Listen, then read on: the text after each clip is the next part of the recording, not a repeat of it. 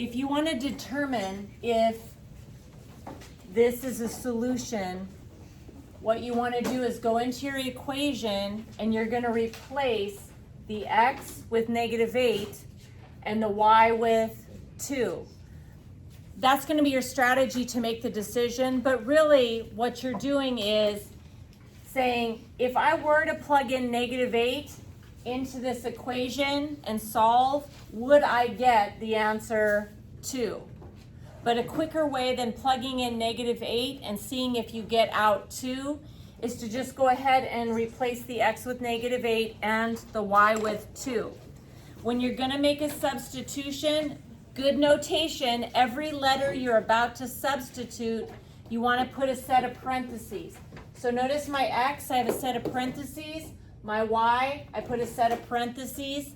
And now that the parentheses are there, I'm going to replace the x with 8. And then I'm going to replace the y in this one with 2.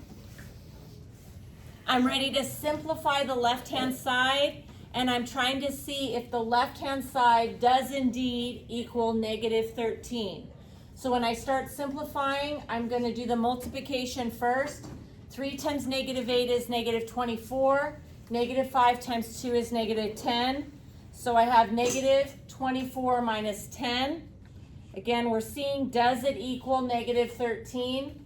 -24 minus 10 is -34.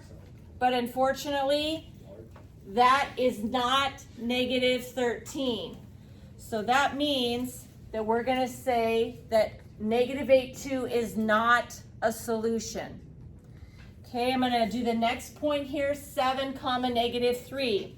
We start it the same way. I just go in and put a set of parentheses where the x used to be and a set of parentheses where the y used to be.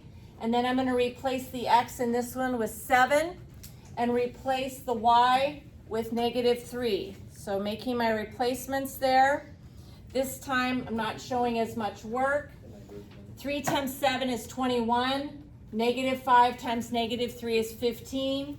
And 21 plus 15 is 36, which is not 13. So once again, the point 7 -3 is not a solution. Okay, the last one that we're checking is the point 9 comma 8. So I'm going to start again with the original equation, but instead of x, a set of parentheses, and instead of y, a set of parentheses, I'm going to replace the x with 9.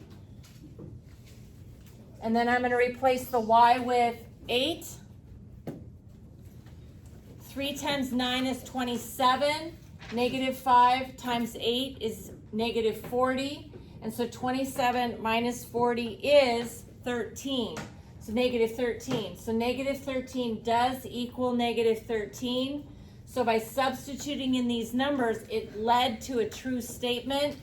So yes, 9,8 is a solution. Now the next one is almost too easy that it's challenging, because you get used to this pattern where you're like, oh, I go in, I replace the x with -8, the y with 2, simplify, see what happens.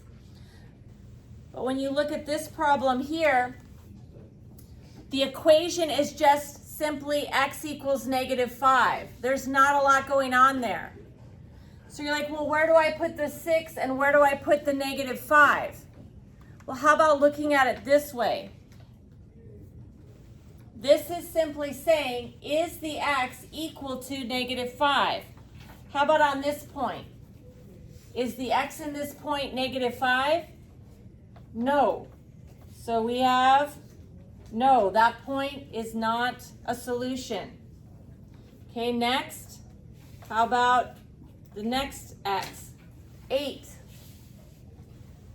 Is x equal to -5? No. Next one. This one, x is -5. Yes. And then the last one, whoops. The last one there. X equals -5. Yes. Mathematically, why that's working is the graph of x equals -5. If I wanted to graph that, remember that the line x equals -5 is just a line that slices through the x-axis at -5. And these 2 points, back 5 up 3 and back 5 up 0, are on that line.